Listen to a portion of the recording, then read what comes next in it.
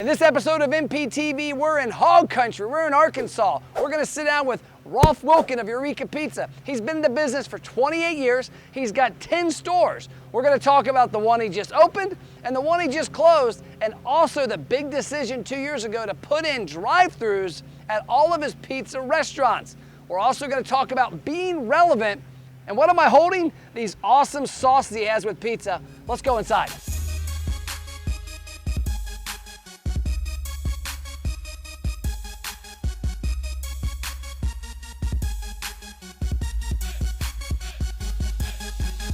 Hey, what's up? It's Matt, and we're back with another episode of MPTV. This time we're in the middle of the United States in Arkansas, and we're visiting with Rolf from Eureka Pizza. Welcome.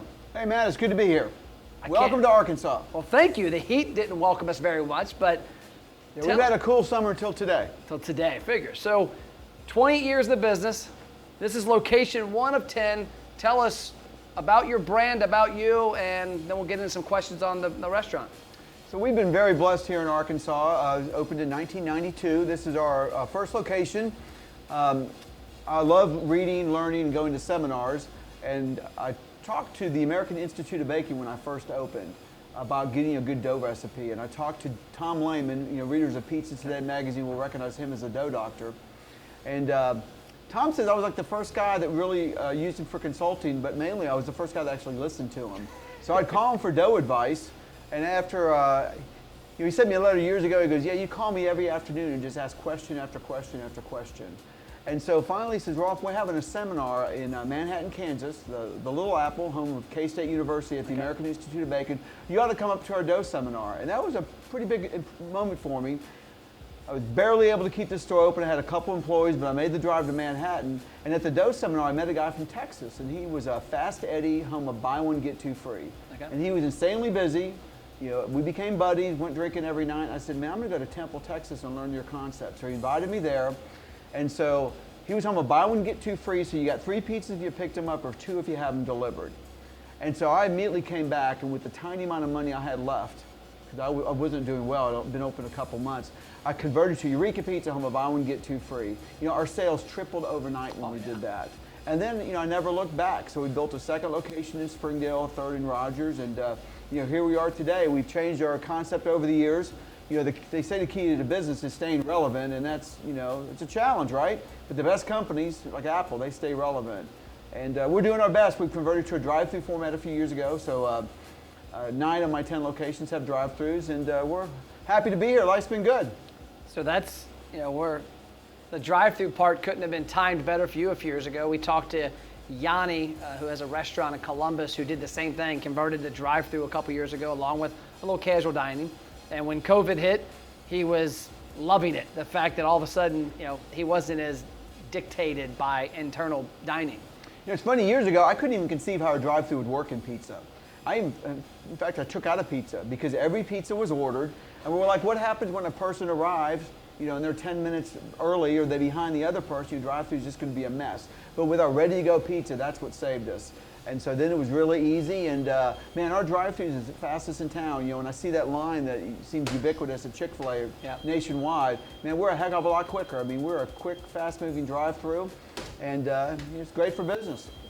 So talking about the pizza, with your brand, I know recently you've made a couple changes where you don't want to be married to the inexpensive pizza, the $5.99, and you've kind of upgraded where people can upsize and get the different specialty pizzas. We were talking off camera earlier today, and you talked about how you're trying to make that transition to where you're not only the inexpensive pizza guy, where you've got a really good product. Well, it's tough. Value is always going to be about pizza, and I'm not really sure if I believe people when they say that's not true. Look at Amazon. They're the world's biggest company, really, it's just extreme value. So, but labor's gone up. We have a minimum wage law in Arkansas that's been really tough for us and other restaurants, and so we definitely need more margin and go upscale. So our pizza really has changed quite a bit over the years. Really every element of our pizza, but most recently we added a little more cheese and then more sauce, and that was really good for us. And then we were using those little pre-made cups of Hidden Valley Ranch and different dipping sauces.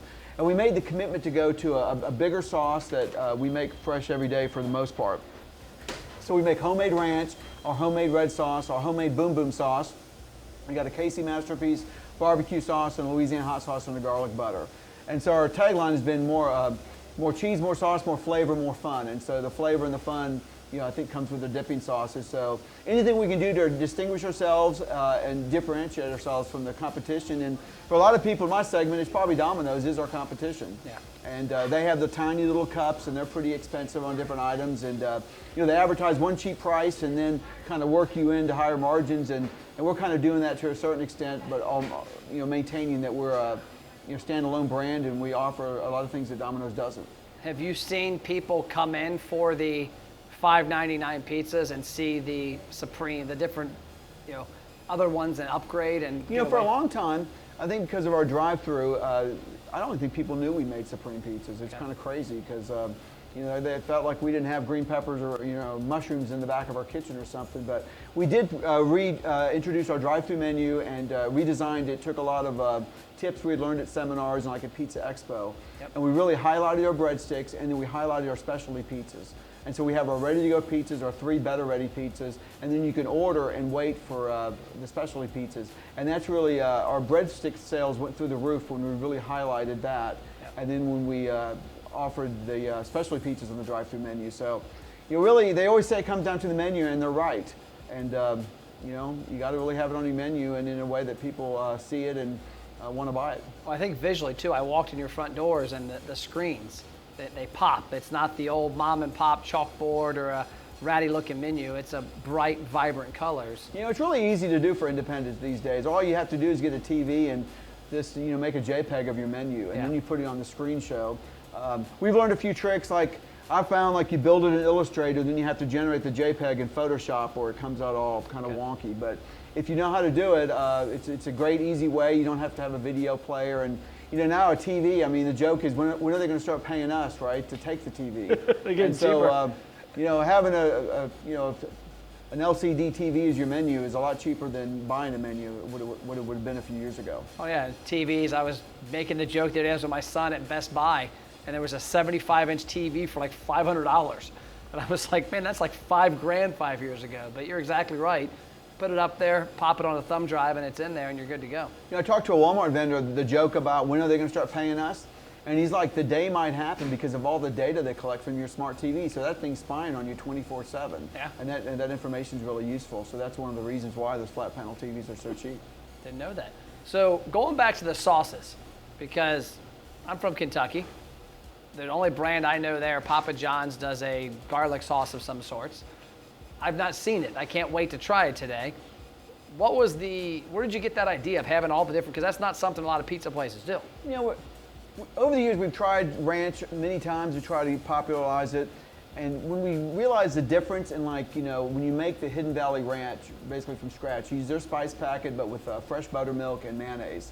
Man, it just tastes so much better. Okay. And then when you get the little container and it's just that little individual thing and you pull it off, it's like, you got to be kidding me. How the heck am I supposed to use this, And so that's when we decided, let's just make it from scratch. And then once we did that, it was easy to add a spicy boom boom sauce. So we were just kind of driving around looking at convenience stores, and we realized, I bet 2/3 of the salty chip market is spicy. Yeah. And even like spicy Cheetos aren't hot enough now. Now you got flaming hot Cheetos, and you got flaming hot, so you've got levels with spiciness. So we kind of had fun. We came up with a chicken sandwich pizza when we saw how Popeyes did with their chicken sandwich, and we realized it was pretty bland, and then we needed to improve the flavor. So we designed the boom boom sauce to be that sauce, and then we sell it on the side, and it's probably our 3rd most popular sauce. But I think anything that you can get from Eureka Pizza that you can't get at Domino's and Papa John's or Pizza, it's a winner. Okay, break time. Restaurateurs, it's Matt. And if you're watching MPTV, you're obviously interested in improving your business. What if I told you could finally take the hope and pray out of your marketing plan and spend money and see results? You see, most marketing starts with the same exact tactic. You gain the attention of somebody, but that's where the majority of it stops. What we do with the ROI engine is help you gain amazing attention, which drives gigantic engagement. That engagement leads to customers to tell us who they are, meaning they opt into your email, text, and birthday program, and then we drive them to buy something. We've got a lot of great programs that can help you, and we'd love to have a conversation with you. If you're interested, it's easy. Check out ROIexperts.net. You can schedule an appointment and we'll hop on a call with you. Worst case scenario, you learn how to market your restaurant like you've never heard of before. Back to the action. Are the sauces mainly a breadstick item, or are they added on with pizza? They're added on with pizza. Okay. And a lot of people get them and dip their pizza in it. And Yeah, you'll have to see our menu, how we just try to, now on every ad, we list those 6 sauces. What's been the reaction from customers with the plethora of sauce choices? I think they like it. I mean, like breadstick sales are through the roof. And one thing we did, we used to bundle breadsticks and sauces. Now we made them separate. And really, basically, the price is the same. But, for years, we always automatically upsold you when you got a breadstick because it was included. Yep. And so we noticed we sold a lot more breadsticks at a lower price. And then it was a pretty easy upsell since we had trained ourselves, for 20 years to always sell a sauce with the breadsticks. So I think that's been a technique, is to break that bundle up. Yeah. And it's probably something I think a lot of people, when you talk about pricing, people assume that, the sauce is like, what do you charge for a sauce? What's an upsell? It's 99 cents. 99 cents. So somebody will spend $5.99 on a pizza but get 3 different sauces because the kid wants one, the husband wants one. Man, we've seen some interesting things like that, They can do some weird stuff. And one thing, online is, we've been doing it now 6 years selling pizzas online, but we're still certainly, like everyone else, trying to improve it every day. But one thing you notice online, they do spend a lot more money and they buy weird stuff. And it's almost like you forget that a person's making this. I think if you ordered over the phone, they're kind of just like, okay, that sounds weird, I'm not going to say it. But when it's online, they think a robot's making it, so they're going to, get all the weird stuff that they really want. And certainly adding on side sauces is one of them. What I found for me is it's easier to click. I mean, literally, you say, like, we order, my wife and kids and I, probably twice a week, we'll order Uber Eats at the house because we've had pizza delivered, but we don't want to leave the pool. We want to do something different, and we'll order, Chipotle or a local wing place. And for me, I find myself spending more when I order online because I'm like, yeah, I'll take that. Yeah, I'll take that. Yeah, and so Uber Eats, the platform, that's one thing. We're on a lot of these third-party delivery services, and I know they're frustrating to restaurants and a little controversial, but at least our strategy is that we're in a branded box. We have a way for you to order online. So if you use the great technology that DoorDash and Uber Eats has, see our pizza. If you like it, good chance you order from us in the future, and you'll probably pay less. Yep. Now, every restaurant doesn't have that advantage, but the Uber Eats or DoorDash platform is a lot better than my online platform. Yep. So if we just think it's kind of a sales generator there, a lead generation. That's why I was in a discussion in a Facebook forum the other day where the person was talking about the third parties. Now they've ruined this, ruined that. And I said, guys, it's an advertising platform. It's a customer acquisition tool. That's exactly what it is. Like when I was on Uber Eats the other day and I ordered Chipotle, my son had to have Chipotle. His buddy wanted it. We just got done lifting weights. We were going to go swimming. We were on Uber Eats. I was like, here's the options. Chipotle, boom. Grabbed it. We weren't going to Chipotle directly. But it gets us eating the food. The more we eat their food, the more often we go there.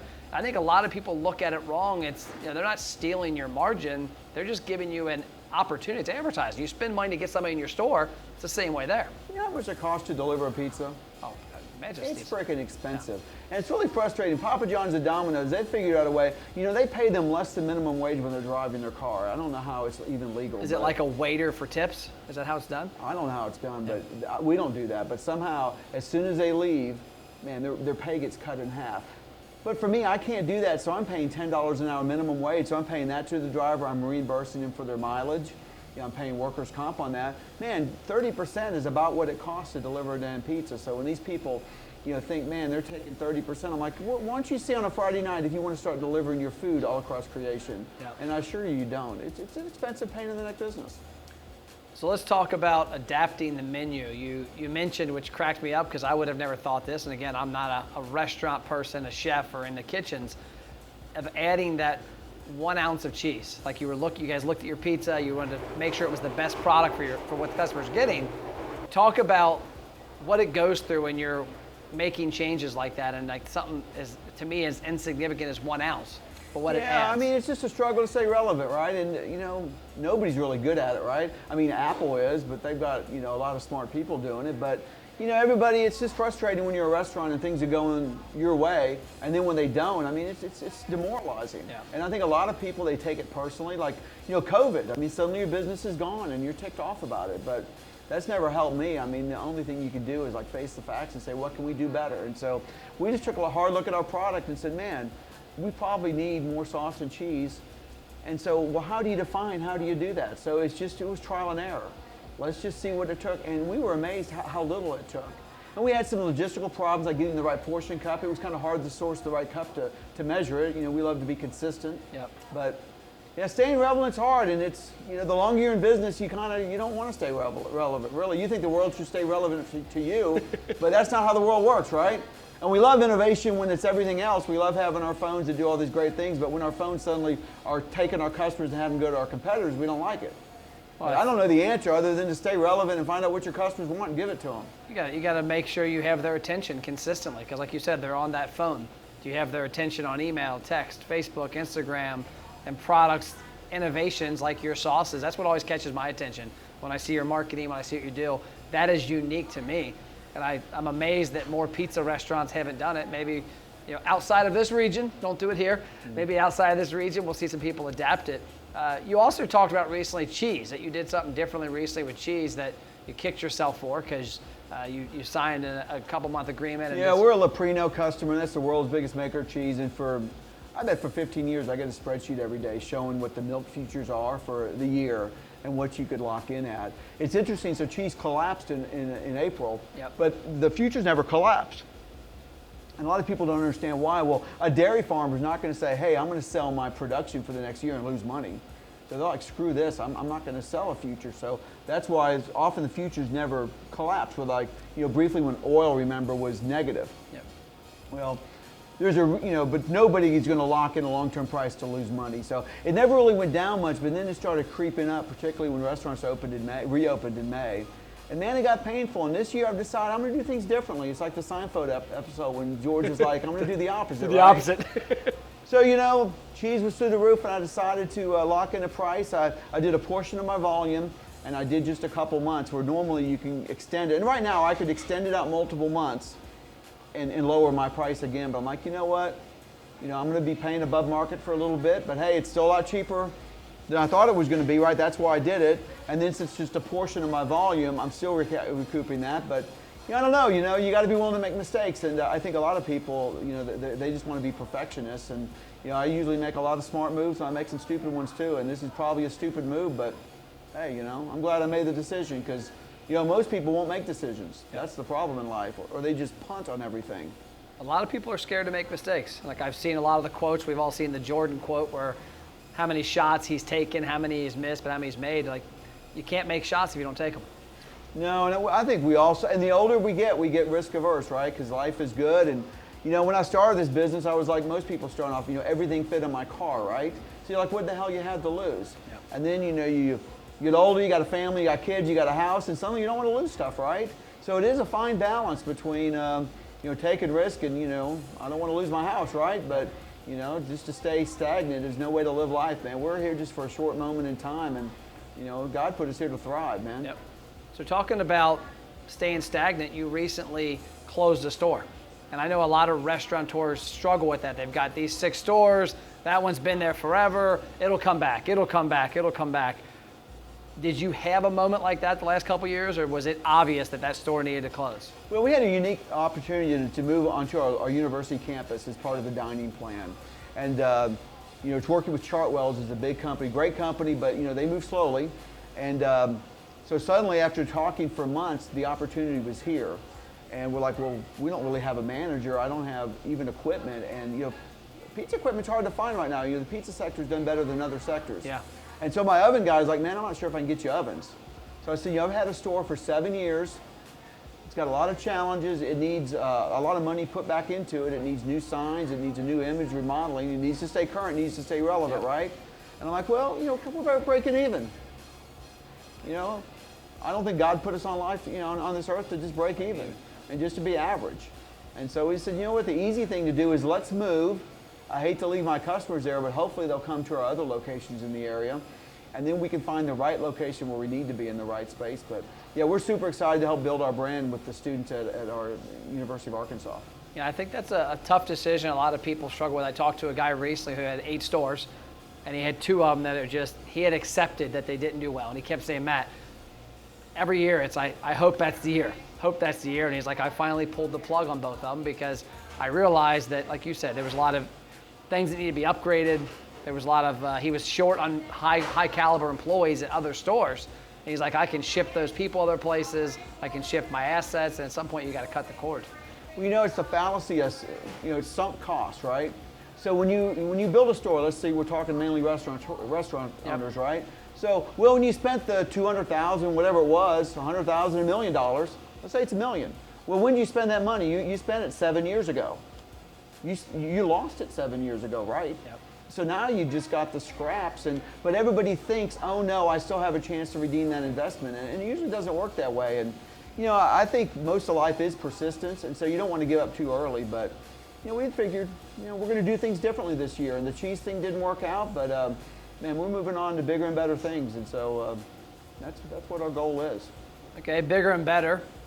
I think you've got a cool brand. I love the colors. I love the font. Just to me stands out. You mentioned earlier you're starting to take that a little more serious and I've been a bad brander. I haven't really believed in branding, but I think particularly in this age, it's more important than ever.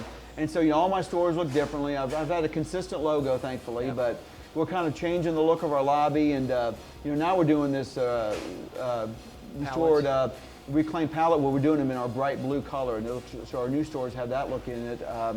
But yeah, branding, you just have to be consistent, and a lot of people know it. I'm not good at it, but I love audiobooks, and so I'm just filling my brain with books on branding, and it really is just consistently representing your brand, and you certainly are pro with that, with owning the color orange, and we own the color blue. Yep. And yeah, I think my opportunity at the university is to really build my brand with these students, so when they go off campus and when they move away, they're going to be really familiar with me. It hit me full force a few years ago. The orange for me came on accident. I do a lot of video, and 4 or 5 years ago when I would do video, I would do them on Mondays. I would do 25 to 50 videos. We'd edit them and distribute them. Well, more times than not on a Monday, I wore an orange golf shirt, and I had orange and blue and white and black. And at that point, I had no brand really. It was just Matt Plapp. And within a year, I would go to events, and they're like, if somebody made a comment, my coach Billy Jean said, "Where's your orange shirt?" Because I had a black shirt on. I said, "Well, I'm wearing your shirt you gave us." He goes, "No, you only wear orange." I'm like, "What are you talking about?" And he goes, "Dude, go to your YouTube channel." And I look, and sure enough, I'm in an orange shirt. And he's like, "Matt, everybody here knows you as the guy that does restaurant marketing that wears the orange shirt." And so he's like, and he's a lot smarter than me. And he said, "Matt, take this advice, orange everything." So at that point, I went orange shirt, orange shoes. And it was kind of comical because a couple months ago, a friend of mine calls me. And he asked me, and this is probably, I guess about 4 or 5 months ago, he goes, "Matt, did you buy an orange Lamborghini?" And I said, "No, why?" He goes, "Because I'm behind one in Northern Kentucky right now, and I figured it was you. I know you like sports cars." Now, flash forward, there actually is a orange Lamborghini in the fleet now. But it was kind of funny because he saw an orange sports car, and he knew Matt was a sports car guy. He assumed I bought the car. Yeah, owning a color is a smart move. It's interesting, Walmart their pickups were orange. And now they're not. They realize their color's blue, and they're dedicated to blue. You know what they made Redbox do? What? They made them change to blue. Change the box? Go to a Walmart and all the Redbox are blue because Target's red. I knew a guy that was in on that decision, and he told Redbox, "You're going to have to be blue." And like, are you freaking kidding me? We're Redbox. He's out of Walmart. Yeah. So yeah, color is a primal. What we did, I asked an art student when I opened, I said, "What are the 2 top colors to stimulate hunger?" And this probably changes, right, in just people's opinion, but she said it was kind of a teal blue and a warm orange. So I said, man, I need all the help I could get, so I used both colors. Yep. But it is easy to get off your color brand, and man, you really need to know your Pantone numbers, and our color has rotated through the years, and my stores are kind of a mismatch right now, but man, I want my blue to be exact now. I hear you there. Restaurant owners, did you know Matt has free online marketing courses that teach you how to successfully market your restaurant? Email support@mattplapp.com to get access to the courses and a free social media content calendar. So, last question. I always put people on the hot seat with this. You're talking to restaurant operators, owners, general managers. One piece of advice from the last 20 plus years in the pizza business. What's one thing that you would tell them to really focus on to help them get to the next level?